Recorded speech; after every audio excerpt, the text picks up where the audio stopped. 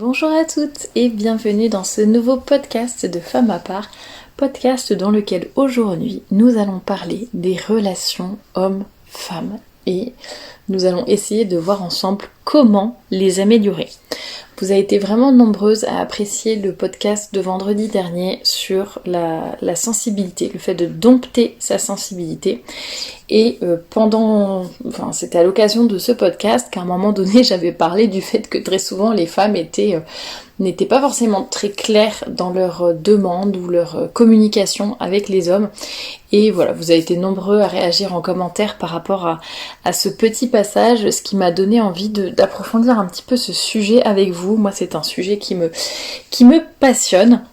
Avant toute chose, si vous ne connaissez pas la chaîne, bienvenue ici dans ce podcast. N'hésitez pas à regarder en barre d'infos tous les liens vers mes réseaux sociaux pour acheter mon livre, la collection de robes, etc.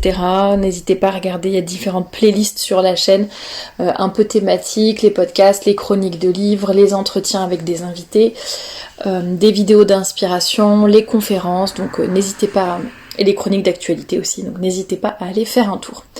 Alors juste avant de commencer ce podcast, je voulais parce qu'après je vais oublier, juste vous recommander sur cette thématique des relations hommes-femmes, plusieurs livres. Il y en a un que je vous ai présenté lundi pendant la chronique de livres, donc je ne reviendrai pas là-dessus. C'est le dernier roman de Gary Chapman, Les promesses de printemps.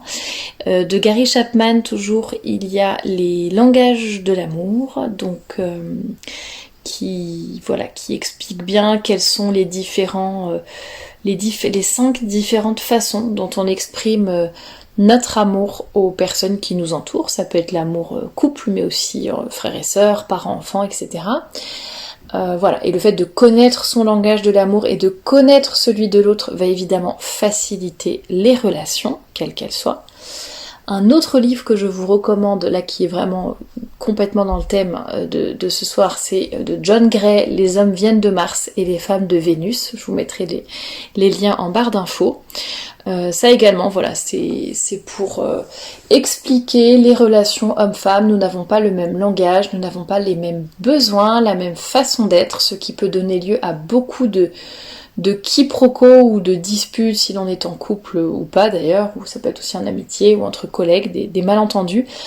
Ce livre explique très bien. Si le format livre ne vous emballe pas tellement, il y a le spectacle qui a été fait par un Belge, je crois, et qui s'intitule comme le livre, Les hommes viennent de Mars, les femmes de Vénus. Si jamais je trouve le spectacle sur YouTube, je vous mettrai le lien, je ne sais pas s'il est sur YouTube, je regarderai, soit je vous mettrai le lien en barre d'infos, soit je vous trouverai le lien vers le DVD ou autre pour que vous puissiez le regarder ailleurs. Et enfin, un troisième, alors là c'est à la fois livre et conférence. Il y a les conférences c'est sur le thème des tempéraments. Comme je vous disais déjà, si on connaît son langage de l'amour, ça facilite les relations et qu'on essaie de trouver quel est le langage de l'amour de la personne avec qui l'on vit par exemple. Et également si l'on connaît mieux son tempérament et son caractère et que l'on essaye de comprendre le tempérament et le caractère des autres, ça va également faciliter énormément les relations. Donc à ce propos, il y a les conférences de l'abbé Bruciani sur les 4 tempéraments, bilieux, flegmatique, mélancolique et sanguin. Et il y a également les livres d'Alexandre Diany-Navarde que j'avais déjà présenté dans une autre chronique. Voilà, si ce sujet vous intéresse, ça vous donne pas mal de pistes si vous voulez approfondir tout cela. Et n'hésitez pas aussi à me dire en commentaire, si vous connaissez votre langage de l'amour, si vous connaissez votre tempérament, ça peut être assez rigolo. Et d'ailleurs, si vous pensez avoir trouvé le langage d'amour, je pense pas que vous pourrez trouver le mien, mais parce que c'est un peu compliqué juste à travers des podcasts, mais peut-être que mon tempérament, vous pourrez le trouver. Je ne sais pas. N'hésitez pas à me dire les vôtres ou ce que vous pensez par rapport à moi en commentaire. Alors, sans plus attendre, le premier point que j'avais noté, première piste d'amélioration des relations hommes-femmes. Alors il y aura des conseils qui s'appliqueront uniquement aux relations amoureuses et d'autres qui peuvent s'appliquer vraiment avec tout type d'hommes et tout type de femmes, quelle que soit la relation, qu'elle soit amicale, professionnelle ou frères et sœurs, etc. Donc à vous de voir et de juger. Le premier point, en fait, c'est celui dont j'ai déjà parlé dans le podcast de la semaine dernière, donc le fait d'être clair. Le fait d'être clair dans nos demandes que l'on adresse aux hommes, ne pas agir ou parler de façon vicieuse, de façon cachée, de façon sous-entendue, exprimer clairement nos besoins, nos désirs, nos envies, nos frustrations, voilà, quoi que ce soit, le dire, nos attentes, le formuler très clairement. Ça ne veut pas forcément dire que l'on aura une réponse positive, ça ne veut pas forcément dire que les hommes vont être à nos pieds et voilà, si on s'exprime clairement, forcément ils vont accéder à nos demandes. Ça n'est pas du tout ça, ça ne sera pas toujours le cas, mais en tout cas un homme appréciera tout simplement si vous êtes clair et que vous demandez exactement ce que vous voulez.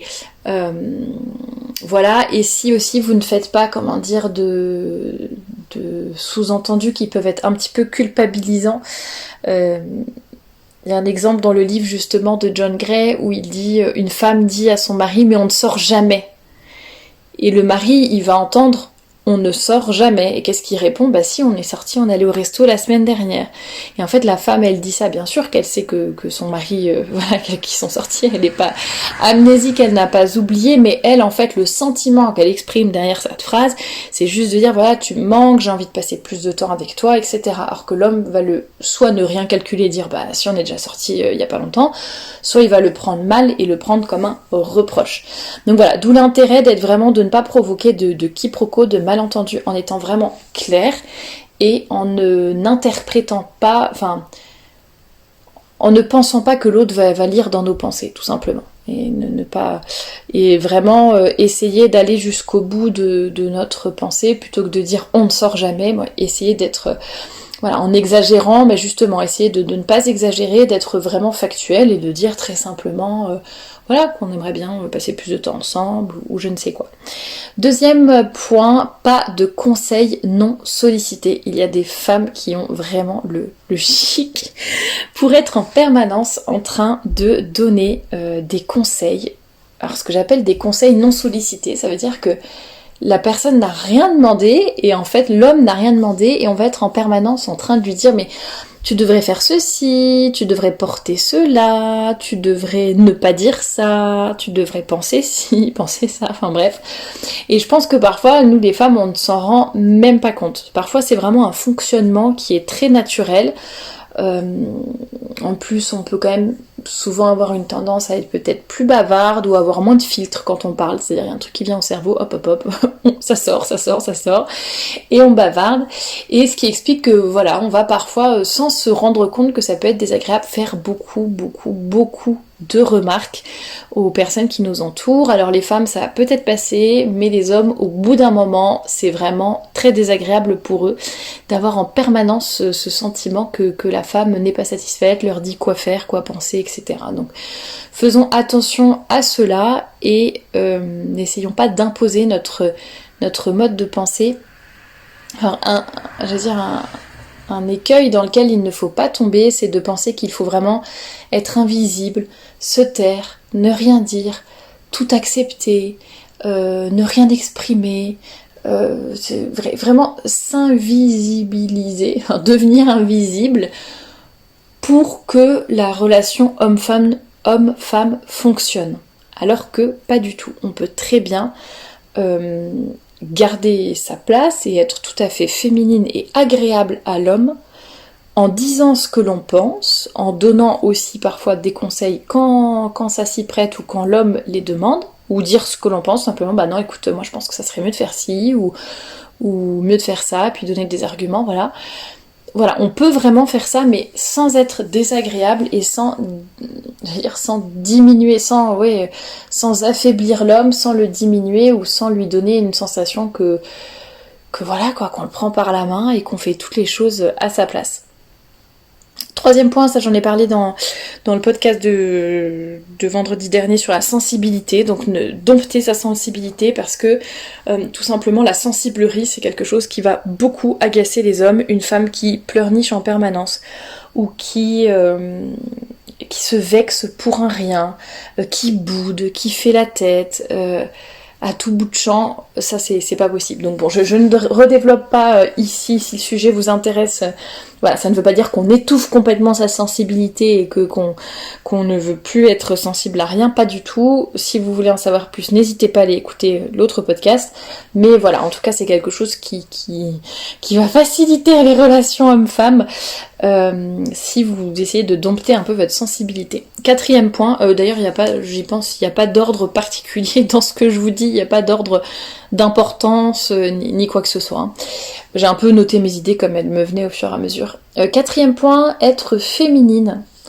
Vous voyez dans mes notes, je note vraiment à chaque fois un mot ou une phrase, donc après je développe un peu comme je le sens, mais là c'est vrai que c'est un peu compliqué de développer. Le fait d'être féminine, mais c'était tout simplement aussi pour vous rappeler que voilà, l'homme n'a pas besoin d'un autre homme à ses côtés, enfin en tout cas dans la relation de couple, il a besoin d'une femme, d'une vraie femme qui soit féminine.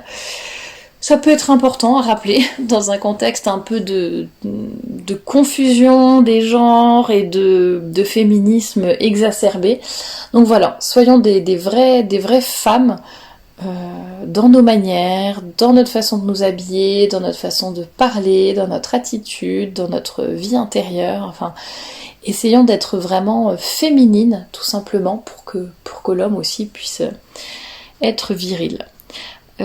Autre point, ne pas essayer de changer les hommes. Je me rends compte qu'il y a plusieurs points qui se recoupent quand même, notamment celui-ci et le suivant que j'ai noté, qui était donc de ne pas essayer d'être toujours dans le contrôle et de donner toujours des directives ou des ordres. Ça recoupe un peu aussi l'envie, le réflexe de vouloir changer l'homme. Alors me direz-vous, bah oui, mais si l'homme fait quelque chose de mal, ou s'il a tel défaut, etc. Bon bah déjà, premier conseil, travaillez d'abord peut-être sur vos défauts à vous. Ensuite, évidemment, s'il y a quelque chose de grave, si l'homme avec qui vous êtes marié, dévie de la foi, de la morale, vous bat, je sais pas, est violent contre vos enfants, enfin peu importe, évidemment il y a des situations où on ne va ni se soumettre à son mari, ni se dire ah non, faut surtout pas que je le change, Thérèse a dit qu'il fallait pas changer les hommes, on le laisse faire, c'est très bien. Ben non, bien sûr. Essayons d'avoir aussi un minimum de bon sens. Là, je parle des femmes plutôt qui essayent vraiment de modeler l'homme exactement comme elles le veulent, de le mettre un peu à leur sauce, j'allais dire, et voilà, de tout simplement vouloir le changer. Ou alors se marier avec un homme en se disant bon, il a tel et tel défaut, mais je vais le faire changer et après ça ira mieux. Et on se rend compte qu'il y a beaucoup de mariages qui vacillent et qui ne fonctionnent plus parce que voilà, la femme a épousé un homme en pensant que ça irait parce qu'en fait elle le changerait. Donc non, donc ça ne veut pas dire ça ne veut pas dire que l'on va dire qu'un défaut est une qualité ou approuver exactement tout ce qu'il fait, mais tout simplement voilà, c'est à l'homme aussi de se changer lui-même et pour le coup, en ayant une femme et une sainte femme à ses côtés, je pense qu'il y en a qui changent aussi naturellement en fait, au contact d'une femme qui sera vraiment une femme, qui sera vraiment douce, qui sera en même temps ferme sur ses principes. Vous voyez, ou quand il y a par exemple une différence de foi, ou peu importe, avec votre mari, des collègues ou autres, et bien le fait de ne pas essayer de convertir à tout prix par exemple, mais ça ne veut pas dire pour autant je cache la vérité, je me cache quand je pratique ma foi, etc. Non, ça veut dire on assume complètement notre foi, par contre on n'est pas obligé d'en parler du matin au soir ou de forcer des personnes à aller se confesser ou je ne sais pas, ou aller voir un prêtre ou peu importe. Voilà, les choses se font aussi naturellement à votre exemple et à votre contact. Ne forcez pas les choses tout simplement. Voilà, j'ai donné un peu l'exemple de la foi, mais il peut y avoir des exemples pour beaucoup d'autres choses. Donc voilà, n'essayez pas d'être tout le temps dans le contrôle, de toujours vouloir, ça va aussi avec le perfectionnisme, de toujours vouloir que... Voilà, on a l'impression vraiment que certaines femmes sont complètement des tyrans et ont du mal à lâcher. D'un côté, oui, il faut maîtriser la situation, il faut s'organiser, il faut maîtriser les choses, il faut que... Voilà, mais d'un autre côté, il faut aussi... j'allais dire lâcher du lest et ne pas être tout le temps en train de faire la gendarmette qui veut tout diriger et qui veut que tout soit sous son contrôle en permanence. Ça fait aussi des catastrophes dans les couples. Il faut aussi accepter j'allais dire un peu de flexibilité tout simplement, et de suivre l'autorité de son mari en l'occurrence. Son mari que l'on doit traiter comme, ou les hommes d'ailleurs, de façon générale, que l'on doit traiter comme des adultes et pas comme des enfants. Il y a beaucoup de femmes qui maternent les hommes, qui les traitent comme si c'était des enfants, donc à la fois comme s'ils étaient idiots, en leur donnant des conseils non sollicités aussi, ça j'en parlais, en leur disant toujours quoi dire, quoi faire, comment, etc. Oui, cette tendance à vraiment les... Et ça, je pense que c'est tout à fait inconscient, mais de vouloir vraiment les traiter comme des enfants que l'on va mener par le bout du nez et que l'on va diriger dans la vie, comme si on avait à les éduquer, comme si on avait à les prendre par la main pour les aider à mener leur vie. Non mais pas du tout, enfin, les hommes sont tout à fait responsables et adultes, donc laissez-les être des adultes. Autre point, accepter d'avoir tort. Alors ça c'est hyper dur. Je sais pas si c'est spécialement dur pour les femmes ou pas, mais c'est sûr que c'est dur hein, d'admettre que l'on a tort, d'admettre que l'on n'aura pas forcément le dernier mot, d'admettre aussi parfois que l'on a raison, mais que l'homme ne veut pas... Enfin comment dire, d'accepter qu'on pense vraiment qu'on a une super solution ou un super plan, on pense vraiment qu'on a raison sur tel ou tel point, et l'homme qui a l'autorité décide de faire autrement ou écoute notre conseil mais décide de faire autrement quand même. Moi voilà, c'est difficile aussi mais c'est la vie, c'est comme ça. Il faut accepter d'avoir tort, il faut accepter de ne pas forcément avoir le dernier mot, et ça forge aussi un petit peu le caractère, j'allais dire, de reconnaître ses torts tout simplement. Ça fait mal à l'orgueil mais ça fait du bien à l'humilité. Autre point, alors ça qui fait toujours vraiment polémique, c'est le fait d'accepter d'être rationalisé par l'homme. Les femmes ont tendance à être davantage dans l'émotion et les hommes davantage dans la raison. C'est évidemment un grand trait, je ne vais pas dire caricatural, mais voilà, c'est une tendance. Évidemment, il y a des hommes qui sont plus dans l'émotionnel et que certaines femmes qui seront plus dans le rationnel, on est d'accord, mais la grande tendance générale, c'est quand même que les femmes soient plus dans l'émotionnel et les hommes plus dans le rationnel. Nous n'avons pas la même façon d'appréhender les choses, d'appréhender le monde qui nous entoure, d'appréhender la vie, de réagir à certaines situations, et c'est ainsi, ça n'est pas mauvais, ça n'est pas, il n'y en a pas un qui est meilleur que l'autre, j'allais dire, mais chacun doit essayer de pallier, enfin de travailler sur peut-être les limites de son caractère et les limites de justement ou du côté rationnel ou du côté émotionnel.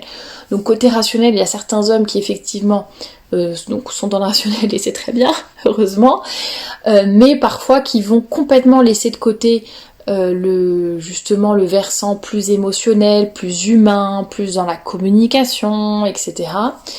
Et voilà, ils se transforment un petit peu en brutes. Et d'autres femmes qui, certes, auront tout le côté social, humain, accueil de la souffrance de l'autre, intuition, tout ce que vous voulez, compassion envers autrui, envers les plus faibles, mais qui seront incapables ou peu capables de... ça n'est pas une question d'intelligence, hein, ça n'est pas une question de poser un raisonnement, mais vont être incapables de rester dans le rationnel, de prendre une décision qui va peut-être être difficile du côté émotionnel, mais qui par contre va être la meilleure solution pour la famille, pour son travail. Voilà, j'ai pas vraiment d'exemples qui me viennent à l'esprit, mais c'est vrai que parfois la femme va se dire... Si ça arrive par exemple, imaginez vous fréquentez une personne, souvent les hommes, plutôt non, pas tellement, je vais changer d'exemple. Parfois les hommes, je sais pas si ça vous arrive de discuter avec des hommes en tant que femme, vous discutez avec un homme et vous lui dites oui, mais j'ai tel ami qui m'a dit ci, qui m'a dit ça, qui je sais pas quoi, ou tiens au bureau, je ne sais pas si je dois faire ça, si je dois répondre ça, bon.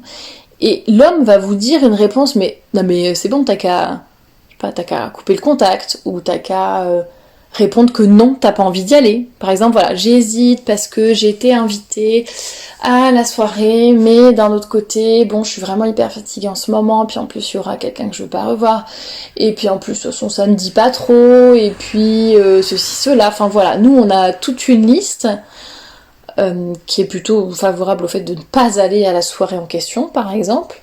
Mais d'un autre côté, nous, au fond de nous, on n'arrive pas trop à prendre la décision parce qu'on se dit, bah oui, mais peut-être que je vais être mal vue, bah oui, mais peut-être que ça va être mal interprété, bah oui, mais peut-être que l'autre va penser que ceci, cela.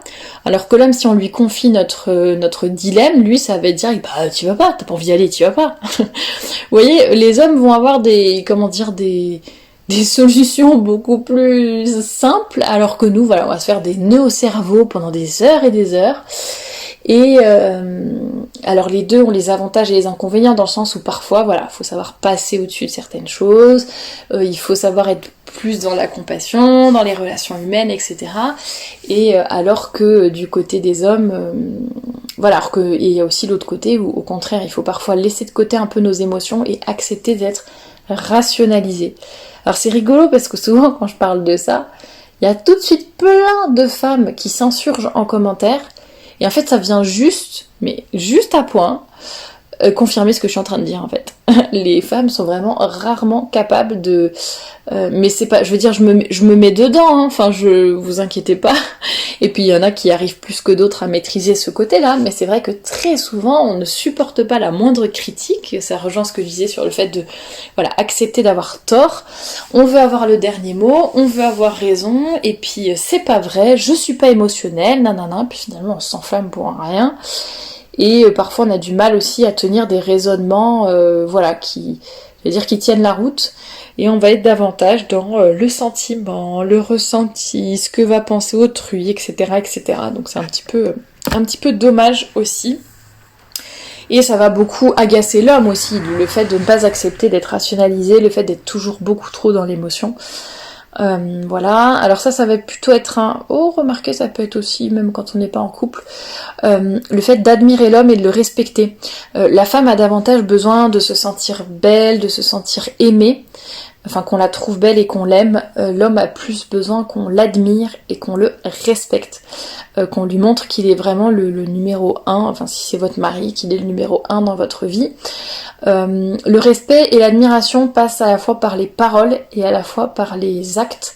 Voilà, le fait d'aller dans, de respecter la parole de l'homme, de lui laisser sa place de père, de mari, de chef de la famille, l'admirer aussi pour ce qu'il fait. Parfois c'est vrai qu'on peut être un petit peu blasé si vous avez des hommes dans votre famille ou votre mari, ou voilà, qui ont des talents particuliers, qui font des choses dans la maison, qui bricolent, je donne l'exemple du bricolage comme ça, mais parfois en fait on a un peu ou qui jardine ou peu importe, parfois on a un peu l'impression que c'est un acquis ou que c'est normal. Et puis vous, après tout, vous vous occupez bien, je sais pas, du ménage et de la vaisselle sans avoir besoin de le revendiquer ou d'avoir quelqu'un qui vous applaudisse à la fin de la journée, mais c'est parce qu'on n'a pas le même fonctionnement. Bon, bien sûr, les hommes qui m'écoutez, vous pouvez quand même remercier vos épouses ou vos sœurs de rendre tous ces services dans la maison, mais ce que je veux dire, c'est que, voilà, parfois, justement, tout ce genre de petits services peut beaucoup plus passer inaperçu, où on le prend pour acquis, tout simplement. Bah non, c'est normal, et voilà. Et voilà, l'homme, il faut ne pas hésiter à lui redire merci d'avoir descendu la poubelle, merci d'avoir fait ça, ça me rend vraiment service. Ah là là, qu'est-ce que j'aurais fait sans toi, j'aurais pas réussi à faire ci ou à faire ça, enfin voilà. Et ça c'était dans le livre de... Voilà, le laisser vraiment être le guide, le protecteur, enfin être homme tout simplement. C'était dans le livre L'univers fascinant de la femme. Bon après il y a des choses un petit peu exagérées, mais elle dit voilà, ne pas tout le temps par exemple, enfin le laisser vraiment faire les travaux d'homme par exemple, déplacer quelque chose de lourd, changer les pneus de la voiture ou je ne sais quoi. Faut vraiment que l'homme sache qu'on a besoin de lui et que son aide est précieuse et appréciée. Alors bien sûr vous êtes capable peut-être de, je ne sais pas, de réparer telle ou telle chose, ou voilà, vous êtes capable de le faire seul, mais l'homme a aussi besoin de se sentir, voilà, de sentir que vous avez besoin de lui et qu'il a quelque chose de spécifique à vous apporter aussi. Alors ça ne veut pas dire le déranger toutes les 2 minutes pour des choses complètement inutiles, ça dépend aussi de la configuration de votre famille. Je sais pas, si votre mari est militaire et qu'il est absent 6 mois et que quand il revient au bout de 6 mois vous avez laissé l'étagère s'écrouler et l'ampoule vous ne l'avez pas changé et je ne sais pas quelle autre chose, tout ça, parce que non, c'est vraiment des tâches d'homme, donc je lui laisse. Non, évidemment, vous, voilà, à adapter et selon le bon sens aussi, mais voilà, vraiment c'est important, je pense, parfois de se retenir de faire certaines choses, enfin après à vous de doser, mais je sais que ça peut assez bien fonctionner, de même que le fait d'accepter la galanterie par exemple, j'en parlais, mais j'en parlais quand je vous racontais mon voyage à Paris, mais voilà, parfois moi j'ai aucun mal à descendre ma valise toute seule du truc du porte-bagages qui est au-dessus des fauteuils là. Enfin c'est très rare, ou alors vraiment faut que j'ai une valise ultra lourde, mais sinon j'y arrive très bien. Mais je veux dire, si un homme se propose, je vais tout de suite lui dire oui, parce que déjà dans le monde dans lequel on vit, c'est très bien qu'il ait osé. Et voilà aussi parce qu'il demande gentiment, bah, j'essaye de justement d'accepter, de remercier, etc. Donc vous voyez, c'est des choses qui peuvent se faire aussi, même pas forcément en couple, hein, mais envers les hommes de façon générale. Ne pas critiquer l'homme devant les autres. Recevoir gracieusement, je ne développe pas plus, recevoir gracieusement ce qu'un homme nous donne.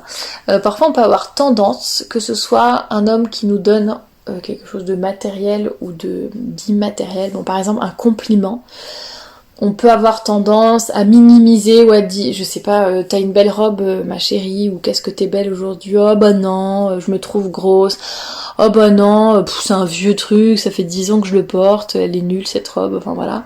Non, accepter, bah merci mon chéri, ça me fait plaisir que tu me trouves belle, ou enfin j'en sais rien, mais voyez, rester positive et accepter ce qu'il donne, ce compliment. Et si c'est quelque chose de matériel, on peut avoir tendance, par exemple, je ne sais pas, votre mari vous offre une paire de boucles d'oreilles, et vous savez que vous êtes un petit peu juste au niveau finance ou je ne sais quoi. Bon, c'est peut-être pas le moment de lui dire mais t'es fou d'avoir fait ça, mais ça va pas, mais on n'a pas d'argent, mais comment est-ce qu'on va faire, mais ceci, cela. Bon, après si votre mari c'est parce que il boit l'argent, enfin il dépense l'argent dans l'alcool, ou qu'il fait des paris, etc. Oui, dans ces cas-là, faut peut-être dire quelque chose, mais je veux dire, voilà, si votre mari décide qu'il sacrifie une partie de... Voilà, qu'il a décidé d'utiliser une partie de son salaire ou de l'argent de la maison pour du foyer, quoi, pour vous offrir un cadeau, bah, acceptez-le gracieusement. C'est horrible, vous imaginez, mais c'est comme si vous lui mettiez une claque en pleine face, quoi, en refusant, ou alors en faisant une remarque. Donc vraiment, il faut faire très attention à cela et accepter les services que l'on nous rend. Et ça vaut, alors ça rejoint un petit peu ce que je disais sur le perfectionnisme. Parfois, voilà, un homme va décider, je ne sais pas, de cuisiner, je sais pas, de faire le ménage, de vider le lave-vaisselle, ou peu importe. Et on va être un peu tenté, alors soit d'être derrière lui pour lui montrer exactement comment faire, parce qu'on sait qu'il n'a pas l'habitude, par exemple, je ne sais pas si c'est un homme qui ne cuisine jamais. Mais non, mais tu devrais prendre ce plat, non mais tu devrais prendre... Non mais fais comme ci, fais comme ça. Non mais là à mon avis vaut mieux le chauffer à 180 plutôt qu'à 200 quand même. Et nanana, et nanana. On le laisse se débrouiller tout seul. S'il demande de l'aide, il n'y a pas de problème, on est là pour l'aider. Mais sinon on le laisse se débrouiller, montrer entre guillemets, voilà, qu'il fasse ses preuves, qu'il fasse ce qu'il a envie de faire. Et puis je pense que s'il se trompe, enfin voilà, s'il ne sait pas du tout comment faire, il vous demandera. Et puis s'il ne préfère pas vous demander, et si c'est raté, c'est pas grave, et puis la prochaine fois il vous demandera, ou alors lui... Voilà, mais en tout cas ne pas être derrière lui tout le temps, apprendre vraiment à faire confiance et accepter le service rendu du coup, même si le service n'est pas rendu parfaitement. Bon, il a vidé le lave-vaisselle, mais il n'a pas rangé... je sais pas, il n'a pas rangé les assiettes exactement au bon endroit, ou je ne sais pas, ou vos boîtes à la manière dont vous les rangez d'habitude. Mais c'est pas grave, merci quoi. Déjà il a vidé le lave-vaisselle, ça c'est top. Et puis après vous trouverez bien une manière de lui dire où et comment se rangent les boîtes, sans que ça soit désagréable ou sans que ça le diminue quoi. tout simplement à vos yeux. Donc j'en ai déjà un tout petit peu parlé, j'ai anticipé sur le point d'après, mais le fait de faire confiance, on a tendance à vouloir repasser derrière, à vouloir revérifier, etc. etc. Apprenons à faire confiance aussi. Ensuite, j'en ai un peu parlé vendredi dernier également, le fait de ne pas tout interpréter, de ne pas essayer de lire dans ses pensées, de ne pas... Voilà, je ne développe pas plus parce que j'en ai déjà parlé, mais voilà, attention à ce défaut que l'on peut avoir aussi. N'essayons pas d'aider les hommes à résoudre leurs problèmes, en leur apportant des solutions, ou en minimisant « Ah non, mais c'est pas si grave que ça », mais plutôt essayons de réaffirmer notre confiance. Encore une fois, je crois en toi, je sais que tu vas y arriver, je sais que tu vas trouver la meilleure solution possible, je suis à tes côtés, je reste à tes côtés si tu as besoin de moi, etc. Et vous savez, s'il a une question à vous poser ou s'il pense que vous pouvez l'aider de quelque manière que ce soit, ce n'est pas une femme, c'est un homme, donc il vous le demandera clairement. Ne vous en faites pas. Mais en tout cas, l'homme a besoin de savoir que vous êtes à ses côtés, qu'il peut compter sur vous. Voilà, parfois il faut accepter le silence des hommes et quand ils ont un problème. Nous, quand on a un problème, on va avoir tendance à en parler à 10 000 personnes, à extérioriser. Les hommes, au contraire, vont aller dans leur caverne. Enfin, c'est ce que John Gray appelle la caverne. Ils vont avoir tendance à se retrancher, à se murer dans le silence, entre guillemets. Et voilà, il faut aussi respecter ça, le laisser être dans sa caverne, ne pas vouloir l'en sortir à tout prix, ne pas vouloir savoir ce qui s'y passe. Voilà, lui laisser du temps, laisser faire le temps, et il reviendra vers vous s'il sait que vous êtes là pour lui. Donc soyez là pour lui et montrez-lui que vous êtes, fidèle au poste, et s'il sait qu'il peut compter sur vous, bien il reviendra vers vous dès que il aura fini de réfléchir sur son problème. Dernier point peut-être pour rappeler que voilà, soyons belles et rayonnantes, ça rejoint un peu le point sur la féminité. Voilà, soyons de vraies femmes qui sont belles, qui sont rayonnantes, souriantes, qui sont agréables, avec qui en compagnie de qui on a envie d'être, qui ne sont ni en train de hurler, ni en train de mal se tenir, ni en train d'être coincées non plus.